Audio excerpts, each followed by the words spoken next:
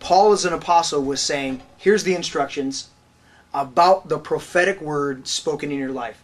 And he notes in chapter 4 that prophetic word came through the body of elders, not through himself, even though he does say that I laid hands on you at times.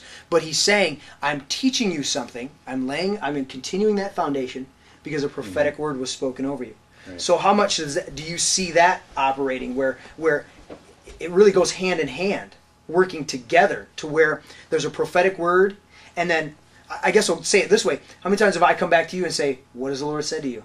What's the prophetic words the Lord has said to you? And now you're getting to experience that with other people and saying, what's the Lord said to you? Right. You know, how does that impact and encourage other people to bring back to their remembrance the prophetic word spoken over them, and then share a little bit of insight, saying, you know what that word really means? That means this and that means that. And you give them the little nuances of what it means.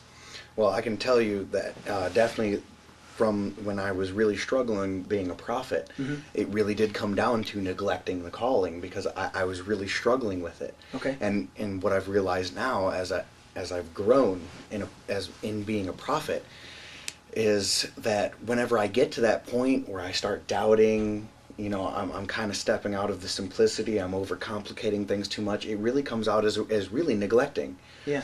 Because you start thinking, Lord, did you really call me to be a prophet? You're not really saying anything to me. It's just overcomplicating it, and just right. it takes everything away. And many times when the Lord's not saying anything, it's because you've really shut off. Exactly. It's always me. Yeah. Right. But when I'm really stepping forward, when I'm really being focused, there's life, there's energy. Yeah. Things do happen in the prophetic, and yes, it happens that way. And that's how it happened with me when I was called into my office. And the more I grow through, the more I do learn the things, and the more I do move into relationship, and the more I can then move to other people and say, look, keep it simple. Right. I mean, this is what happened with me. It's my own life testimony. It builds life in someone else because it's already happened. Right, right. And let's finish up. I want to finish up with this aspect. And this one's going to be a little bit longer than the others because we're finishing up. But I want to just touch on this real quick. How important is that prophetic word in your life when you're struggling with things? You heard a prophetic word and you had to struggle. What about the people that have never heard a prophetic word and are struggling with a sense of identity and everything like that? Right. You struggled with that. And what were some of the factors in that? Did you feel inadequate? I know I felt inadequate. Mm-hmm. I felt like I've failed too many times. I've made too many mistakes. Right. I can never be perfect. And I said it again. I don't have it all together. And God says nobody has it together. Right. You know, just the people you think have it together are got more duct tape, or they look like they've got it together more. You know, or some people. There's some powerful people out there that are. He said they don't have it more together than you. They're just depending on me more than you have been. So depend on me, and I'll raise you up. You know, humble yourself before me and realize all the flaws and failures that they have, and I'll raise you up. So again, how powerful is that prophetic word in dealing with that struggle? How much did that strengthen you versus if you wouldn't have had that word to constantly come back, because you can't escape it. Mm-hmm. Jeremiah said, I tried not to say it. I tried not to speak your word, Lord, but it's a fire in my bones. Right. So when you try to get away from it and try to go, I'm struggling, you're trying to push away from your calling, God's always grabbing hold of you and pulling you back and go, that's what you're doing right now. That's not who I called you to be. Right. That's in fact that's almost exactly how I was going to say it. Yeah.